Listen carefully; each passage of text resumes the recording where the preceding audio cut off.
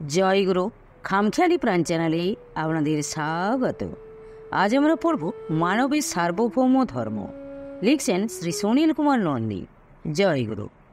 অর্পণ নামাতে শ্রী শ্রী ঠাকুর নিগমানন্দ শ্রী শ্রী জগৎগুরুর আদেশে জগতের হিত সাধনকল্পে যে তিনটি ব্রতের কথা উল্লেখ করেছেন তার শেষ উক্তিটি হল জীব সেবা। প্রেমাবতার শ্রী গৌরাঙ্গদেব প্রচার করে গেলেন জীবে দয়া। ভারতবর্ষে উক্ত বাক্যটির যেভাবে সার্থক রূপায়ণ হয়েছে পৃথিবীর অন্যত্র আর সেরূপ হয়নি। ব্যতিক্রমের মধ্যে আছেন যেমন ভগবান যীশু ক্রুশে বিদ্ধ হয়েও অজ্ঞানান্ধ জীবের জন্য পরমপিতা পরমেশ্বরের নিকট প্রার্থনা করেছেন। ভারতবর্ষের তো সীমাই নেই, সেই পৌরাণিক যুগ থেকে আধুনিক কাল পর্যন্ত ভারতবর্ষে এমন কোনো ধর্ম সম্প্রদায় বা মহাপুরুষ নেই যিনি জীব দুঃখে বিগলিত না হয়েছেন। কোনো ধর্ম সম্প্রদায়ের উক্ত বাক্যটির মর্ম ভুলে যাওয়া উচিত নয়। অহিংসা পরম ধর্ম, উক্ত বাক্যটির পরিপুষ্টি সাধন করলেন বুদ্ধদেব, কারণ হিংসার বিপরীত বৃত্তি হল দয়া।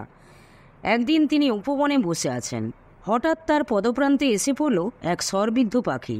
রক্তাপ্লুত তার দেহ, কুমারের হৃদয় করুণায় ভরে গেল। পাখিকে স্বরমুক্ত করে সেবা করতে লাগলেন তিনি।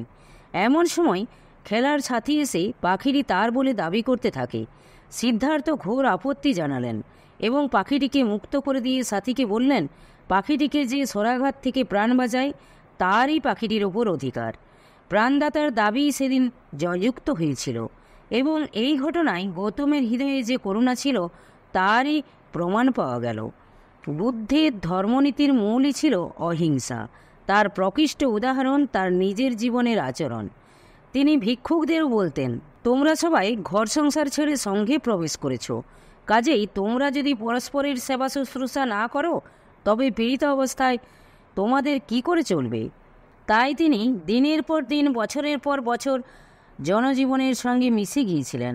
তার সেবা ধর্ম সাধারণ মানুষকে এমন আকৃষ্ট করল তা ভারতবর্ষে সীমা ছাড়িয়ে দেশ দেশান্তরে ছড়িয়ে গেল তার প্রভাব। ঋষভদের থেকে শুরু করে পার্শ্বনাথ পর্যন্ত জৈন ধর্মের 23 জন তীর্থঙ্করের পর এলেন মহাবীর। মহাবীর তার জীবনকে গভীরভাবে উপলব্ধি করেছেন বলেই অহিংসা, সেবা ও ক্ষমা ধর্ম তার কাছে সুমহান হয়ে দেখা দিয়েছিল। তিনি বলতেন, প্রত্যেক জীবের মধ্যেই আত্মা আছেন, সুতরাং আত্ম উপলব্ধি করতে হলে অপর আত্মার প্রতি শ্রদ্ধাবনত হতে হবে। আত্মাকে আঘাত করে ক্লেশ দিয়ে আত্ম উপলব্ধি হয় না। তার এই অমীয় বাণী মানুষকে সমাজের প্রতি ও কর্তব্যপরায়ণ হতে শেখায়। পণ্ডিত প্রভাকর তার একমাত্র বোধহীন, জড় এবং বলহীন পুত্র নিয়ে এলেন আচার্য শঙ্করের নিকট কৃপালাভের আশায়। ছেলেটির দুরবস্থা দেখে আচার্য দুঃখিত হলেন। কিছুক্ষণ তার দিকে তাকিয়ে থাকতে থাকতেই শঙ্করাচার্যের চোখ দুটি উজ্জ্বল হয়ে উঠল। গভীর সমবেদনায় তিনি ছেলেটির গায়ে হাত রাখলেন। তারপর মধুর কণ্ঠে বললেন, পুত্র বলো, তুমি কে? কোথা থেকে এসেছ? কোথায় যেতে চাও? আচার্যের স্পর্শে যেন নতুন প্রাণ সঞ্চার হলো ছেলেটির দেহে। তার নির্বোধ চাহনি চলে গেল। প্রবল আবেগে শতোৎসারিত হলো ভগবৎ স্তোত্র। স্বাভাবিকতা ফিরে এলো অবচেতন মনের আধ্যাত্ম বিশ্বাসকে নাড়া দিয়ে। একদিন হয়ে উঠল মস্ত বড় দার্শনিক, অলৌকিক প্রতিভা বলে। তিনি হলেন পরবর্তীকালে আচার্য শঙ্করের প্রধান 4 জন শিষ্যের একজন, হস্তামালক। আচার্য শঙ্কর তার শিষ্যদের বোঝাতে চেষ্টা করেছিলেন যে ঈশ্বরের অনুগ্রহ ব্যতীত কোনো মানুষের ধর্মসাধনা সফল হয় না। তার পরহিত ব্রত সাধারণ মানুষকে উপযুক্ত সাহস ও প্রেরণা জুগিয়েছিল। তারই প্রেরণায় কুম্ভমেলার পুনরুজ্জীবনে প্রধান উদ্দেশ্য হল সমবেতভাবে জনসেবায় আত্মনিয়োগ করা। বিভিন্ন সম্প্রদায়ের সন্ন্যাসীদের একত্রিত করে জনসেবার কাজে লাগানো। শোনা যায় আচার্য শঙ্কর বলিদানে উদ্যত এক ছাগ শিশুর জীবন রক্ষার্থে স্বীয় জীবন দিতে প্রস্তুত হয়েছিলেন। 11 শতাব্দীতে দক্ষিণ ভারতে জীবের প্রতি সমপ্রাণতা এবং ভক্তিমার্গের পথপ্রদর্শক হিসাবে আর এক মহাপুরুষ রামানুজ। তিনি ছিলেন মানবপ্রেমিক ও সেবক। তাই তিনি গুরু প্রদত্ত গুপ্তমন্ত্র প্রসাদ গুরুর নিষেধ সত্ত্বেও মন্ত্রপ্রাপ্তির অল্পক্ষণের মধ্যে স্থানীয় মন্দির প্রাঙ্গণে সমবেত বিপুল জনতাকে উদ্দেশ্য করে সেই গুপ্তমন্ত্র উচ্চস্বরে উচ্চারণ করে জনগণের সেবায় এবং কল্যাণের জন্য বিলিয়ে দিলেন। এ কথা শুনে গুরু গোষ্ঠীপুরাণ ক্রুদ্ধ হয়ে অভিশাপ দিলেন, তুই যে পাপ করলি তার জন্য অনন্ত নরক ভোগ করতে হবে। কিন্তু স্বর্গীয় আনন্দে রামানুজের মুখমণ্ডল উদ্ভাসিত হয়ে উঠল।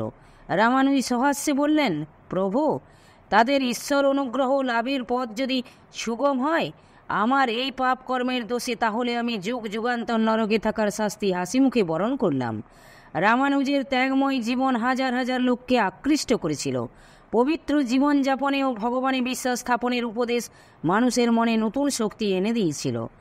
আর একজন বিদেশাগত সাধক ভারতকে ভালোবেসে ভারতকে করেছিলেন তার সাধন ক্ষেত্র।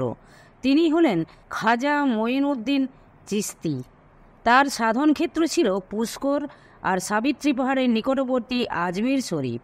সাধারণ মানুষের জন্য প্রেম আর করুণাই ছিল হজরত মঈনুদ্দিনের প্রধান গুণ। সারা জীবন তিনি সেবা ও প্রেম বিলিয়ে গেছেন। মানবের দুঃখে দুর্দশায় প্রাণ কেঁদেছে তার। তিনি চেষ্টা করেছেন সেই জীবের দুঃখ দূর করতে, প্রাণে শান্তি দিতে। তার সব কিছুই দান করে দিতেন দরিদ্রের মধ্যে। নমাই শেষে তিনি সব মুদ্রাও বিলিয়ে দিতেন সাধারণ মানুষের মধ্যে। তিনি বলতেন, আল্লাহর করুণা লাভ করতে হলে সমুদ্রের মতো মহানুভব, সূর্যের মতো দয়ালু আর বসুন্ধরার মতো সেবাপরায়ণ হতে হবে। শ্রী গৌরাঙ্গ গৌর সুন্দর নিবাসাঙ্গনে কীর্তন বিলাসে কৃষ্ণপ্রেমে সর্বদা মাতোয়ারা হয়ে থাকতেন। এই অবস্থায় তিনি একদিন তার পার্শ্বদের ডেকে বললেন, এই নবদ্বীপে একজন উচ্চকোটি মহাপুরুষ আত্মগোপন করে আছেন। তোমরা তার সন্ধান করো। আমি তার সঙ্গে মিলিত হবার জন্য ব্যাকুল হয়ে আছি। ভক্তেরা খুঁজে পাচ্ছেন না। তাই একদিন নিজেই সকলকে নিয়ে সোজা নন্দনাচার্যের গৃহে উপস্থিত হয়ে যে মহাপ্রেমিক সন্ন্যাসীকে তিনি সেদিন আবিষ্কার করে আনলেন, তিনি হলেন শ্রী নিত্যানন্দ। প্রেম ভক্তিরূপ ধর্মকে সহজভাবে সর্বসাধারণকে বোঝাবার জন্য প্রচারক হিসাবে ব্যবহার করলেন দুই পার্ষদ নিত্যানন্দ ও হরিদাসকে। একদিন প্রভুর পার্শ্বদ্বয় সন্ন্যাসে নাম করতে করতে নবদ্বীপের পথে চলেছেন। পথ অবরোধ করে দাঁড়ালো দুই ভাই, জগাই ও মাধাই, অর্থাৎ দুজনেই পাষণ্ড, বর্বর। হরিনাম শুনলেই মার মুখী হয়ে ছুটে আসে। মাধাই উত্তেজিত হয়ে কলসির কানা তুলে নিত্যানন্দের মাথায় আঘাত করে রক্ত ঝরিয়ে দিল। সংবাদ শুনে শ্রী গৌরাঙ্গ হুঙ্কার দিয়ে ছুটে এলেন পাপিষ্ঠদের সাজা দিতে। কিন্তু মাধাই কর্তৃক নিত্যানন্দ প্রভু প্রহিত হয়েও তার মঙ্গলের জন্য শ্রী গৌরাঙ্গকে অনুরোধ করে বললেন, প্রভু, ওরা মহাপাপী, ওদের আপনি ক্ষমা করুন। শ্রী গৌরাঙ্গ দুই ভাইকে প্রেম ভরে আলিঙ্গন করলেন, আশীর্বাদ করলেন। অনুতাপে দগ্ধ জগাই মাধাই দুজনই ক্ষমা চেয়ে প্রভুর প্রসাদে পরবর্তীকালে পরম ভাগবত হয়ে গেলেন। অন্যদিকে মহাপুরুষ হরিদাস কাজীর ভৃত্য কর্তৃক নিদারুণ বেত্রাঘাতের পরও তার মঙ্গলের জন্য ইষ্টদেবতার নিকট প্রার্থনা করেছিলেন। সৃষ্টির প্রারম্ভিক কাল থেকেই জীবে দয়া বা জীব সেবা এই বাক্যের সদ্ব্যবহার চলে আসছে। শুধু হিন্দু ধর্মে কেন, পৃথিবীর অন্যান্য ধর্ম সম্প্রদায়ে অল্প পরিমাণ হলেও উহার ব্যবহার দৃষ্ট হয়। মহাত্মা তুলসীদাস দরিদ্রের দুঃখ কষ্ট সহ্য করতে পারতেন না। সুযোগ পেলেই তিনি আর্ত ও দুঃখীর দুঃখমোচনে যথাসাধ্য চেষ্টা করতেন। জীবে দয়া বাক্যটি সর্বসম্মত হলেও ব্যবহারে ধার্মিকের ভবিষ্যৎ অন্ধকার হয়ে যেতে পারে।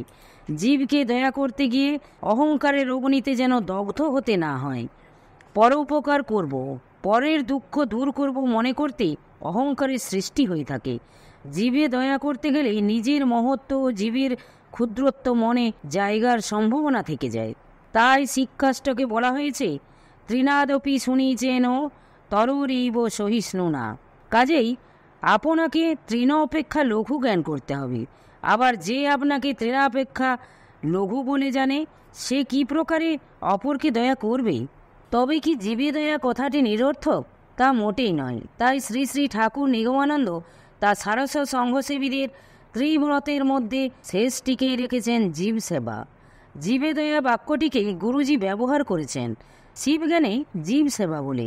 কারণ দয়া অর্থে সেবা ভিন্ন আর কিছুই নয়। তৃণ অপেক্ষা লঘু হয়ে জীবের সেবা করতে কোনো বাধা নেই। সিদ্ধ মহাপুরুষ তৈলঙ্গ স্বামী নেপালের এক গভীর অরণ্যে কঠোর তপস্যায় মগ্ন ছিলেন। সেখানকার এক রাজা ওই সময়ে সদল বলে শিকারের উদ্দেশ্যে সেই বনে ঢুকে এক বাঘের সন্ধান পেয়ে পরপর কয়েকটি গুলি করলেন, কিন্তু গুলি লক্ষ্যভ্রষ্ট হলো। রাজা তখন বাঘের পেছনে তাড়া করলেন। তারপর রাজা দেখলেন এক বিশাল আকায় সন্ন্যাসীর আসনের সামনে বাঘটি লুটিয়ে পড়েছে এবং সন্ন্যাসী তার গায়ে হাত বুলাচ্ছেন। সন্ন্যাসী ইশারায় রাজাকে অভয় দিলেন এবং কাছে ডাকলেন। তারপর বললেন, দেখো বাবা, আমার এখানে তোমার কোনো ভয় নেই। মন থেকে সব হিংসা দূর করো, তাহলে বাঘ তোমার কোনো অনিষ্ট করবে না। তুমি তাকে প্রেম দাও, সেও তোমাকে প্রেম ফিরিয়ে দেবে। স্বামী নিগমানন্দ বলেছেন, দয়া কথাটি অহংকারে পূর্ণ, আর সেবা কথাটি পরম সাত্ত্বিকভাবে ভরা। সেবা শব্দটি পবিত্রতা মাখা, মনে হলেই হৃদয় মন সাত্ত্বিকভাবে পূর্ণ হয়ে যায়। বস্তুতপক্ষে জীবের সেবায় অহংকার অভিমান চূর্ণ হয়ে চিত্ত শুদ্ধ হয়। একদিন আলোচনা প্রসঙ্গে সর্বজীবে দয়া কথাটি ঠাকুর রামকৃষ্ণদেবের কানে যেতেই তিনি সমাধিস্থ হয়ে পড়লেন। বাহ্যজ্ঞান ফিরতেই বললেন, জীবে দয়া? দুঃশালা, কীটানুকীট তুই জীবকে আবার কি দয়া করবি? দয়া করবার তুই কে রে? না না, জীবে দয়া নয়, শিব জ্ঞানে জীব সেবা। তিনি বলতেন, সর্বধর্মই এক, যত মত তত পথ। কি হিন্দু, কি ইসলাম, কি খ্রিস্ট ধর্ম, সকলেরই উদ্দেশ্য এক, বিভিন্ন মত পথ ধরে ঈশ্বরকে পাওয়া। তার এই উদার আদর্শ আজও জগতে অশেষ কল্যাণ সাধন করে চলেছে। স্মরণ করুন প্রেমময় ঠাকুর নিগমানন্দের অমৃতবাণী। যারা সদ্গুরুর সেবার অধিকার পেয়েছে জানবে, আধ্যাত্মিক জগতে তাদের প্রত্যেকের উন্নতি ধরাই রয়েছে। তাদের জন্য সমস্তই সাজানো রয়েছে, শুধু সময়ের অপেক্ষা। চিত্তশুদ্ধি হলে তাদের দৃষ্টি খুলে যাবে। এ তো গেল শ্রী শ্রী ঠাকুরের একটি ধারার কথা। অন্য ধারায় আছেন তার গৃহী সন্তানগণ। তাদের প্রতি ঠাকুর কি বলেছেন? সংসারে থেকেই তোমরা ত্যাগ ধর্মে শিক্ষা লাভ করো। জীব সেবায়, দশের সেবায়, দেশের সেবায়, সমাজের সেবায় জীবন উৎসর্গ করতে পারলেই না জগৎ সেবা করে জগদ্রূপী জনার্দনের সেবা করা যাবে। শাস্ত্রেও আছে, বিস্তার সর্বভূতস্য বিষ্ণুর বিশ্বমিদং জগৎ। সেবা ধর্মে আত্মসমর্পণ করে কোনো ধর্মলাভ না হলেও ভক্তিতে সমস্ত বিশ্বের সেবা করে প্রেম করে মুক্তির ভাব লাভ করতে বাধা নেই। তাই তো শ্রী শ্রী ঠাকুর বলেছেন, পৃথিবীর নরনারীকে ভাই ভগ্নী জ্ঞানে জড়াইয়া ধরো, রোগীর শুশ্রূষা করো, শোকগ্রস্তকে সান্ত্বনা দাও, দুঃখীর অশ্রু মুছাইয়া দাও, তাপিতকে বুকে করো, পাপীকে ঘৃণা না করিয়া তোমাদের প্রেম জলে তাদের পাপ ময়লা ধুইয়া দাও। তাহলে আমাদের অনুধাবনীয় হলো, শ্রী শ্রী ঠাকুর কেন আমাদের জন্য গৌরাঙ্গের পথ অর্থাৎ ভক্তিপথে চলার নির্দেশ দিয়ে গেলেন। তিনি আমাদের সাধন ক্ষমতার দৌড় জানতেন বলেই যুগধর্ম ভক্তিপথে শ্রী ভগবানের কৃপালাভে আমাদের পরিচালিত করেছেন। জয় গুরু, জয় গুরু। আজ এই পর্যন্তই। যদি আপনাদের ভালো লেগে থাকে তাহলে চ্যানেলটিকে সাবস্ক্রাইব করে সাথে থাকবেন। জয় গুরু, জয় গুরু।